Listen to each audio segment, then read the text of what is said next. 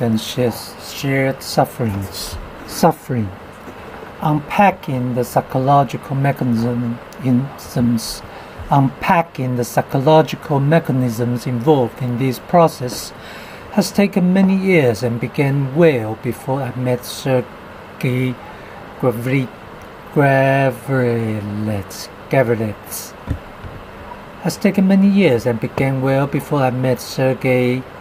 Gavrilets. Indeed, my fascination with this problem first began back in the 1980s when I was initiated into the Benin tribes deep into the forests of Papua New Guinea. You cannot be regarded as a fully grown adult among the Benin if you have not been initiated. Among other things, you would not be allowed to wear the sacred costumes used in dances. It was therefore a moment of great pride for me when I first danced as an initiated man, shrouded in foliage and masked by a bark-clothed face, covering that together would have made me unidentifiable were it not for the white skin on the backs of my hands. Shroud, a layer of something, a cover that surrounds something.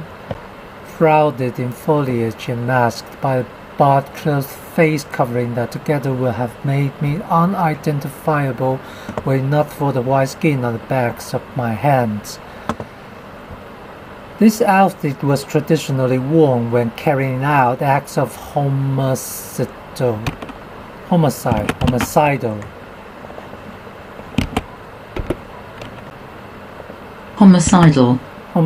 violence in a trance-like state. Under the cloak of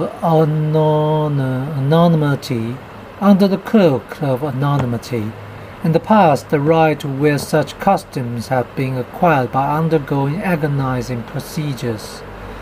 This included the insertion of sharpened bone into the skin at the base of the spine, which was then used as an anchor point to carry the weight of a heavy mass during hours of dancing. The bright coloration of the headdresses was meanwhile produced from the blood of their wearers by scraping their thumbs with a sharpened leaf and then spitting repeatedly until the costumes glistened crimson.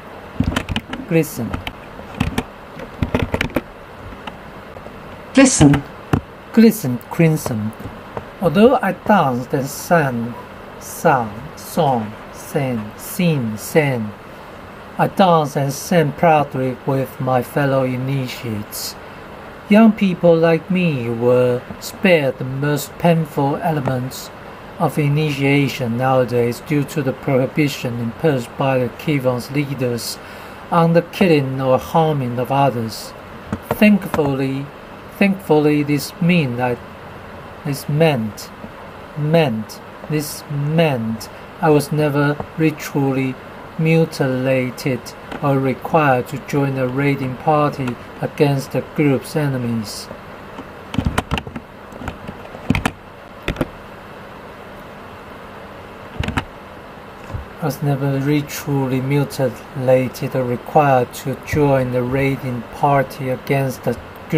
enemies. During the process of induction into the secrets of the male cult, however, I was provided with vivid descriptions of the ordeals of older men. Men. Older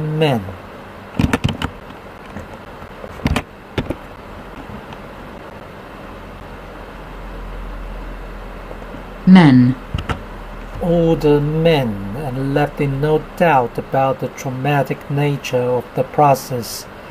Men who had suffered together in this way became warriors, and true warriors could depend on each other to cover each other's backs, not only during raids, but when their communities came under attack.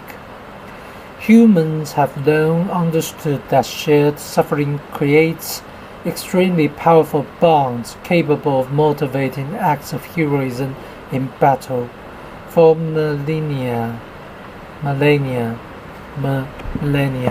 warrior groups have exploited this fact by requiring their recruits to go through traumatic initiations.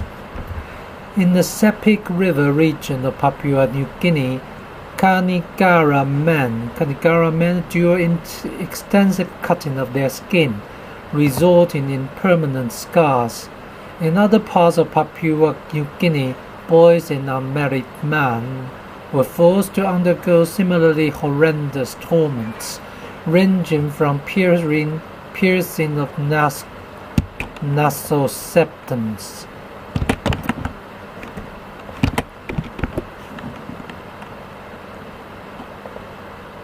Nasal.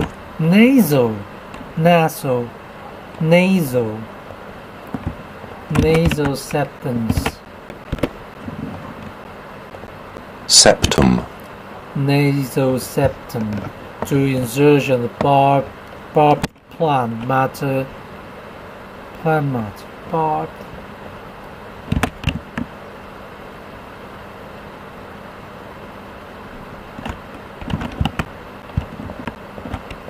Huh?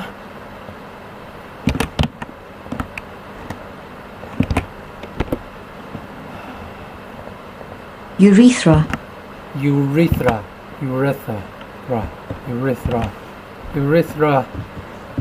Barbed plant matter into the urethra. Then barbed plant matter into the urethra to create an arc of blood as it is torn out of penis.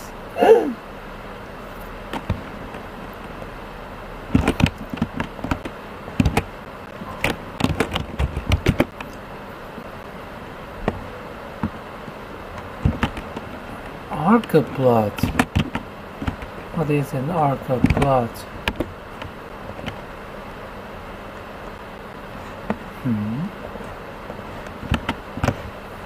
As it is torn out of the penis. And this is not unique to Melanesians by any means. Across the Arafura and Coral Seas on the landmass of Australia, indigenous groups developed excruciatingly painful forms of circumcision. Excruciating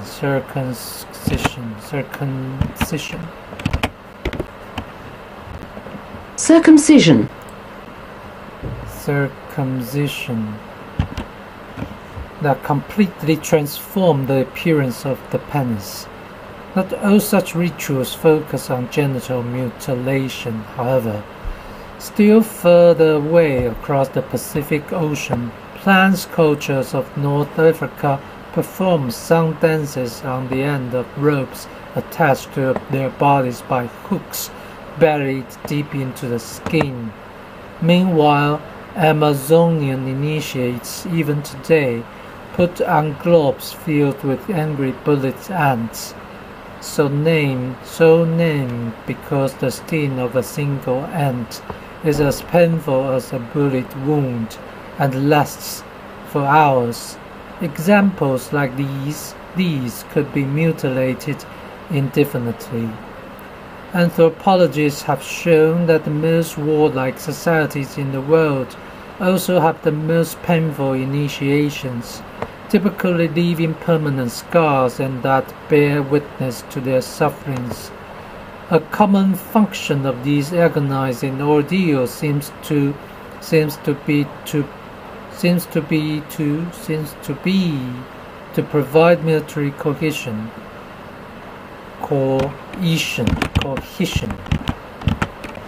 Cohesive.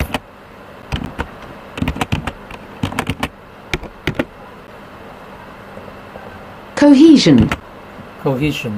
The bonds created through the sharing of painful rituals make participants more willing to support each other when they are in trouble and to fight and die for their fellow initiates if necessary.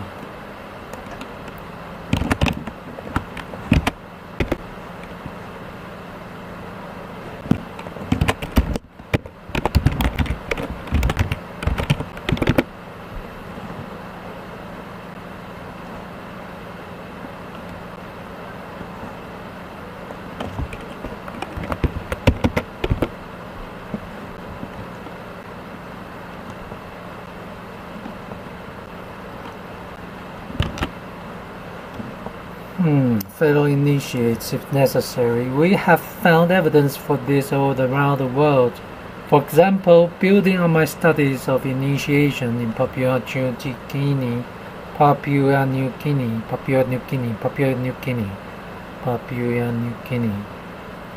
my colleagues and I turned our attention to the effect of similar ritual ordeals in West Africa, where violent clashes over access to land have become an increasingly common feature of interactions between herders and farmers. Population pressures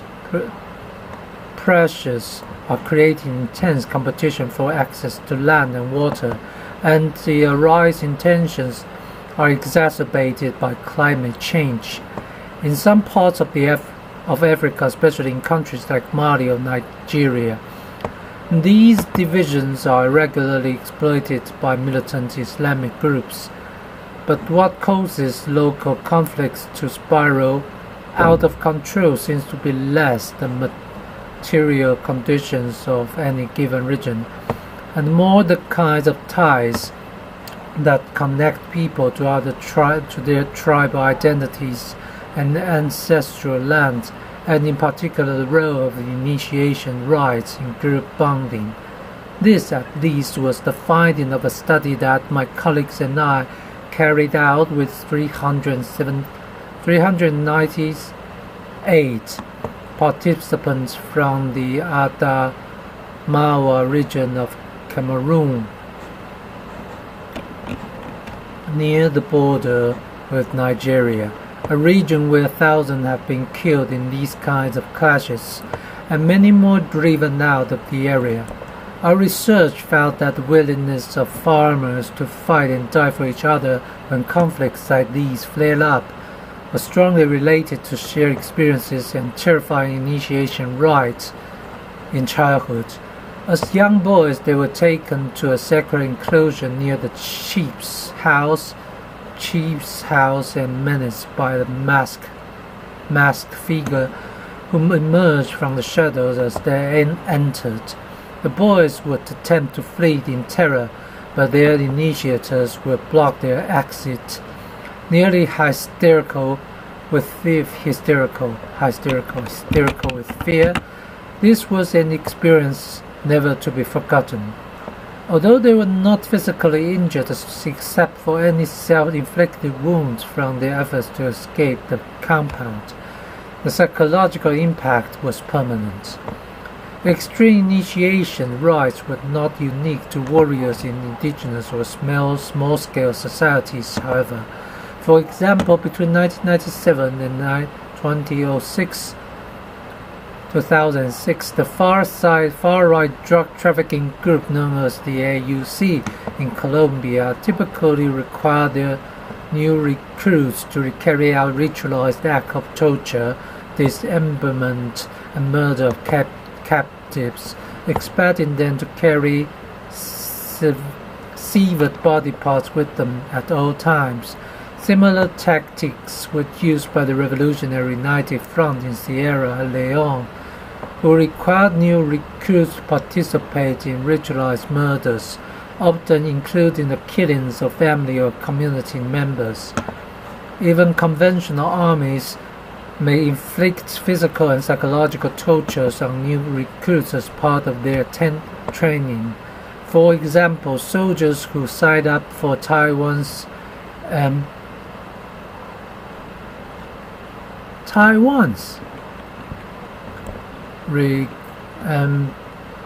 amphibious reconnaissance units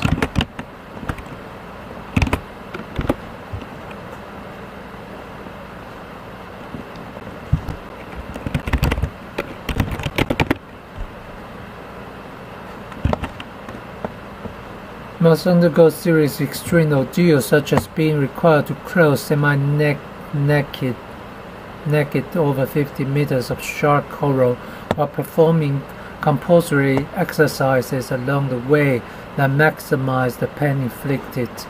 Salty water is meanwhile thrown onto the open wounds of participants to increase the pain. Participants who make errors or cut corners are sent back to the starting line to begin the agonizing ordeal all over again. Thanks to all these different sources of evidence and many more, the link between rituals involving shared sufferings, group bonding, and heroism in battle is long established. But how exactly does this work psychologically? What is it about painful ordeals that create such powerful bonds that people are willing to fight and die for each other? What is it about painful ordeals that create such powerful bonds that people are willing to fight and die for each other? The answer seems to lie in the remarkable form of group alignment known as identity fusion.